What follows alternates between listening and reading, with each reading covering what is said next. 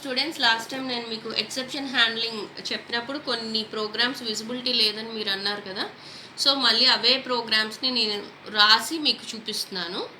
So ఇది multiple catch black system అనమాట. అంటే నేను చెప్పాను కదా, ఒక ప్రోగ్రాంలో we can have multiple catch blocks. ఎందుకు యూజ్ చేస్తాము అంటే ఒక్కొక్కసారి కొన్ని సందర్భాల్లో మనకి ఏ టైప్ ఆఫ్ ఎక్సెప్షన్ వస్తుందో మనకి తెలియదు అనుకున్నప్పుడు మనం మల్టిపుల్ క్యాచ్ బ్లాక్స్ని వాడుతున్నాం. సో ఇక్కడ నేను చూసినప్పుడు ఎనీ టైప్ ఆఫ్ క్యాచ్ని any type of exceptions throw చేస్తున్నాను అంటే జనరల్గా ఎక్స్ వాల్యూ మీద డిపెండ్ అయి ఉంటుంది.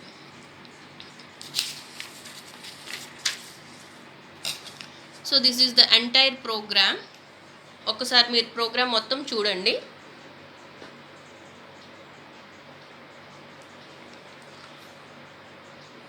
మెయిన్ ప్రోగ్రాంలో నేను x ఈజ్ ఈక్వల్స్ టు 1 ఇచ్చాను and the next one test 1.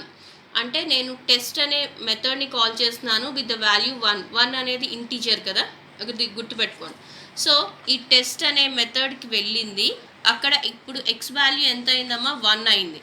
1 అయిన తర్వాత ఈ మల్టిపుల్ ఇఫ్లు ఉన్నాయి కదా, వీటిలో ఏ కండిషన్ చెక్ చేస్తుంది? First one x is equals to 1 కదా.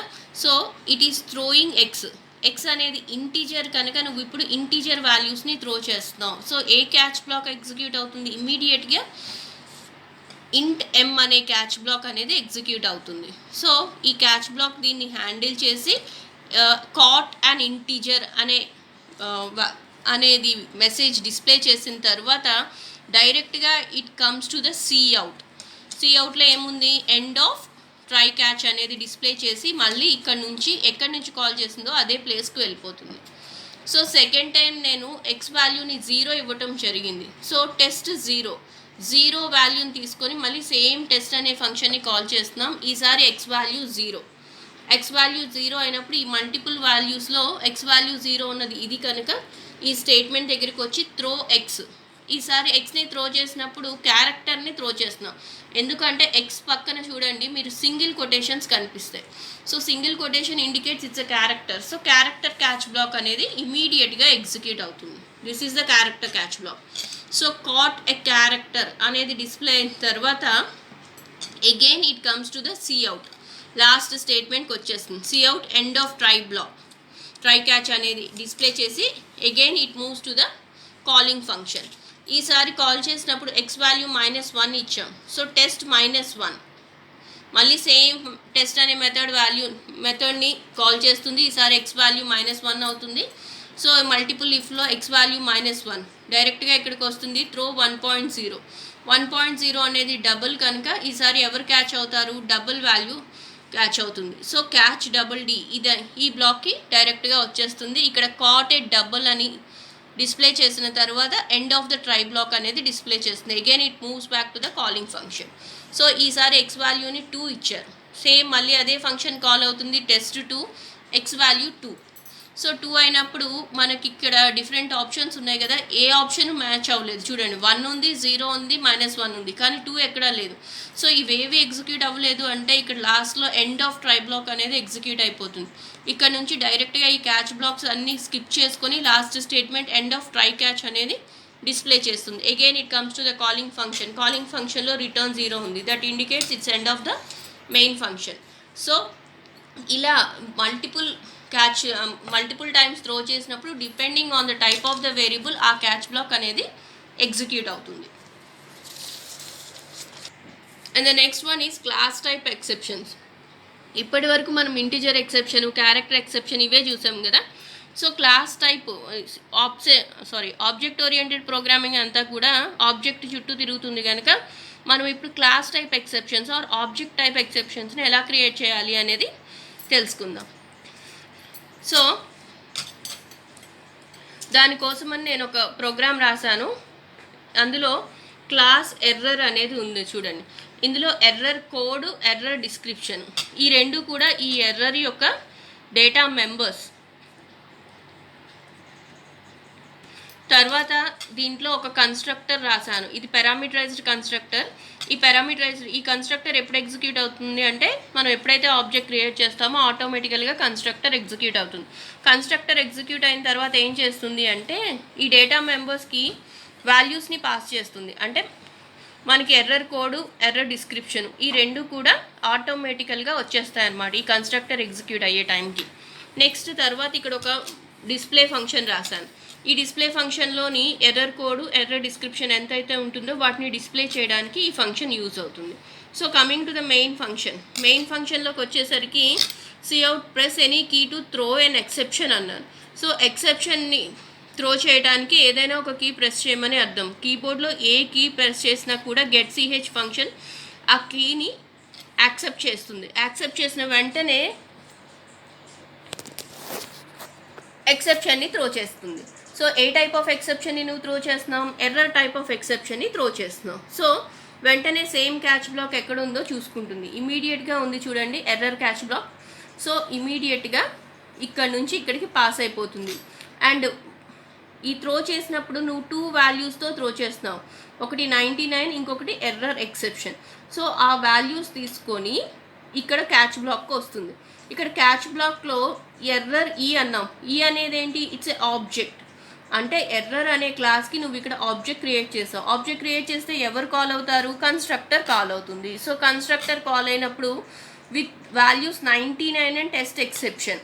సో 99 అనేది సిలో స్టోర్ అవుతుంది, డిలోనేమో టెస్ట్ ఎక్సెప్షన్ అనే వాల్యూ స్టోర్ అవుతుంది. సో మళ్ళీ ఈ సి నుంచి డి నుంచి ఈ వాల్యూస్ని ఎర్రర్ కోడ్కి, ఎర్రర్ డిస్క్రిప్షన్కి మనం పాస్ చేస్తున్నాం అనమాట. ఓకే, అంటే ఇప్పుడు ఎర్రర్ కోడ్ 99 అయింది, ఎర్రర్ డిస్క్రిప్షన్ టెస్ట్ ఎక్సెప్షన్ అయింది. Okay, and after executing this constructor again it moves back to the calling function. అంటే ఇక్కడికి వచ్చేసింది. ఇక్కడికి వచ్చిన తర్వాత ఎక్సెప్షన్ కాట్ సక్సెస్ఫుల్లీ అనే మెసేజ్ డిస్ప్లే చేసిన తర్వాత ఇక్కడ ఎర్రర్ డిస్ప్లే అంటున్నాం. సో వెంటనే కూడా ఎర్రర్ డిస్ప్లే అనే మెథడ్కి వెళ్ళిపోతుంది. This is the error display method. Error display method పని ఏంటి? ఎర్రర్ కోడ్ని, ఎర్రర్ డిస్క్రిప్షన్ని డిస్ప్లే చేయడం. సో ఎర్రర్ కోడ్ 99 అని, ఎర్రర్ డిస్క్రిప్షన్ టెస్ట్ ఎక్సెప్షన్ అని డిస్ప్లే చేసిన తర్వాత ప్రోగ్రామ్ ఎండ్ అయిపోతుంది. And next one is rethrowing and exception. Rethrowing అనేది ఎప్పుడు చేస్తాము? ఆల్రెడీ నేను మీకు చెప్పాను. ఎప్పుడైనా ఒక ఎక్సెప్షన్ని కరెక్ట్గా త్రో చేయలేకపోయాము, కరెక్ట్గా క్యాచ్ చేయలేకపోయాము అన్నప్పుడు క్యాచ్ బ్లాక్లో మళ్ళీ ఆ ఎక్సెప్షన్ని త్రో చేసుకోవచ్చు. దానినే రీథ్రోయింగ్ అండ్ ఎక్సెప్షన్ అంటారు. అంటే క్యాచ్ బ్లాక్లో త్రో అనే కీవర్డ్ ఉంటే దాన్ని రీథ్రోయింగ్ అంటారు. ఓకే, సో నేను ఇక్కడ ఒక ప్రోగ్రామ్ రాసాను చూడండి.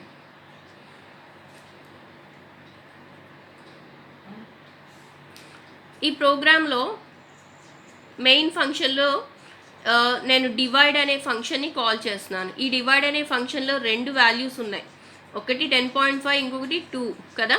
సో ఈ వాల్యూస్ని పట్టుకొని ఇక్కడ it will call the divide function. Divide అనే ఫంక్షన్ కాల్ చేస్తుంది. ఇందులో ఎక్స్ వాల్యూ ఫస్ట్ టైం 10.5 అవుతుంది, వై వాల్యూ 2.0 అవుతుంది. ఈ ఫంక్షన్లోని ఫస్ట్ ఇన్సైడ్ ఫంక్షన్ అనేది డిస్ప్లే చేసిన తరువాత it will check the value of y. Y value ఎంత? 0నా? కాదు. సో కాదు అంటే again it comes to the else part. Else పార్ట్కి వచ్చి డివిజన్ ఈజ్ ఈక్వల్స్ టు అని x/y అంటే 10.5/2 చేసి ఆ వాల్యూని ఇక్కడ డిస్ప్లే చేస్తుంది. డిస్ప్లే చేసిన తర్వాత ఇక్కడ ఎక్కడ మనకి ఎక్సెప్షన్ త్రో చేయలేదు కనుక ఇట్ డైరెక్ట్గా ఇక్కడ ఎండ్ ఆఫ్ ద ఫంక్షన్ అనేది డిస్ప్లే చేసి మళ్ళీ బ్యాక్ వచ్చేస్తుంది. సో మెయిన్ ఫంక్షన్లో ఈసారి నువ్వు డివైడ్ అనే ఫంక్షన్ని కాల్ చేసినప్పుడు y వాల్యూని 0.0 కింద కాల్ చేస్తున్నావు.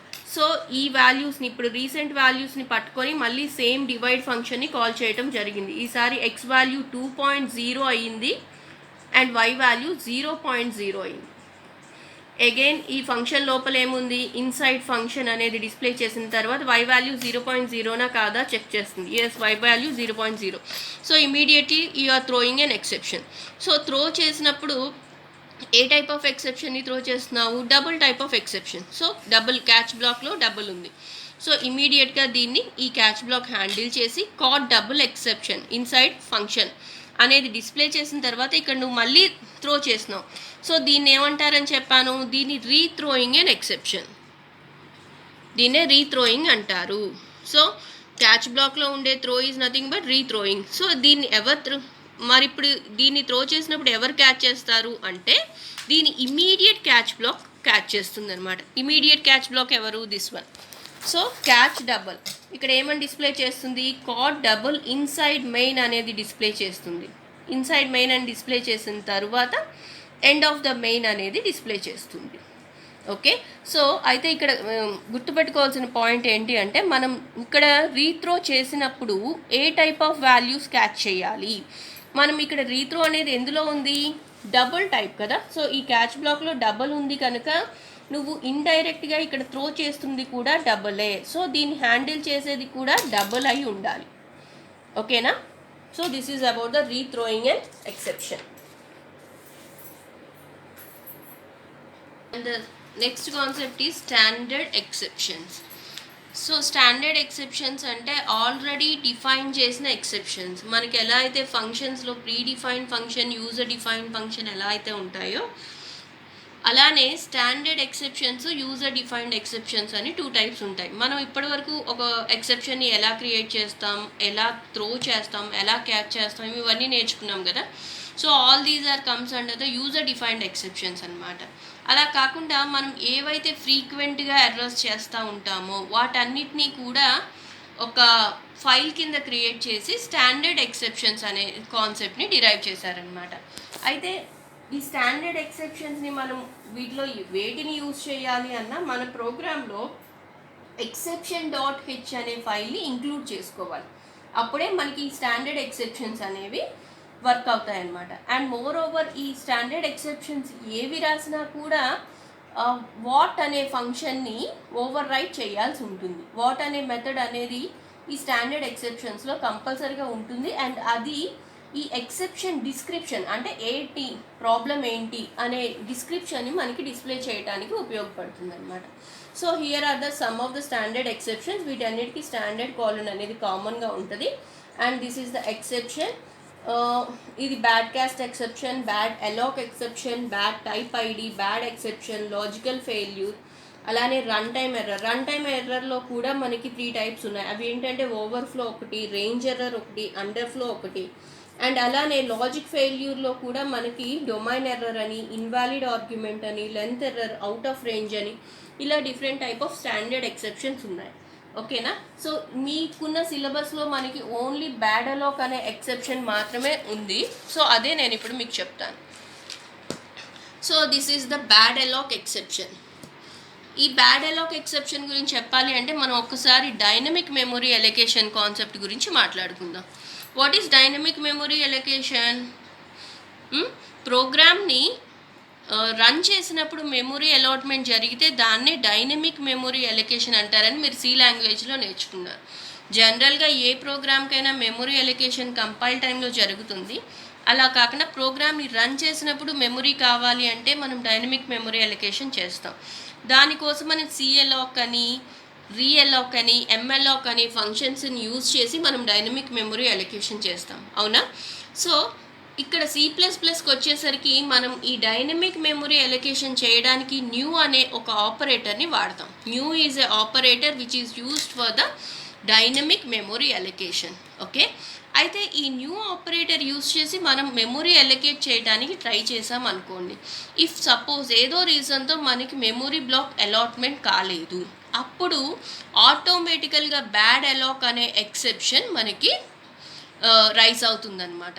సో అదే ఎగ్జాంపుల్ కింద నేను ఇక్కడ చూపించాను. ఇక్కడ ప్రోగ్రాంలో మీకు చూడండి, int star arr is equals to new 1000 అన్నాను. సో మనకి 1000 బ్లాక్స్ ఆఫ్ మెమొరీని ఎలొకేట్ చేయమని చెప్తున్నాను. సో ఈ మెమొరీ ఎలొకేషన్ ఎప్పుడైతే జరగలేదో అప్పుడు ఇమ్మీడియట్గా ఏ ఎక్సెప్షన్ రైజ్ అవుతుందని చెప్పాను, బ్యాడ్ ఎలాక్ అనే ఎక్సెప్షన్ని రైజ్ చేస్తుంది. సో ఆ ఎక్సెప్షన్ని క్యాచ్ చేయడానికి నేను ఇక్కడ క్యాచ్ బ్లాక్ రాసాను చూడండి. ఎక్సెప్షన్ అండ్ యాంపర్సండ్ ఈ అంటే ఆల్రెడీ స్టాండర్డ్ ఎక్సెప్షన్ టైప్ అని మనం ఇక్కడ స్పెసిఫై చేస్తున్నాం. అండ్ ఇక్కడ మనకి మెసేజ్ ఏమని డిస్ప్లే చేస్తున్నాం, standard exception and after that ఈ డాట్ వాట్. నేను చెప్పాను కదా స్టాండర్డ్ ఎక్సెప్షన్స్ ఏది వాడినా కూడా వాట్ అనే మెథడ్ ఖచ్చితంగా ఓవర్ రైట్ చేయాలి. ఈ వాట్ అనే మెథడ్లో ఈ ఎక్సెప్షన్కి సంబంధించిన డిస్క్రిప్షన్ ఉంటుంది అని చెప్పాను. సో మనం ఎప్పుడైతే ఈ డాట్ వాట్ అని కాల్ చేస్తున్నామో ఈ ఎక్సెప్షన్కి సంబంధించిన డిస్క్రిప్షన్ అనేది మనకి అవుట్పుట్ స్క్రీన్ మీద డిస్ప్లే అవుతుందన్నమాట. అండ్ వన్ మోర్ థింగ్, ఈ స్టాండర్డ్ ఎక్సెప్షన్స్ ఏది యూజ్ చేసినా కూడా exception.h అనే ఫైల్ని ఇంక్లూడ్ చేసుకోవాలి. Thank you.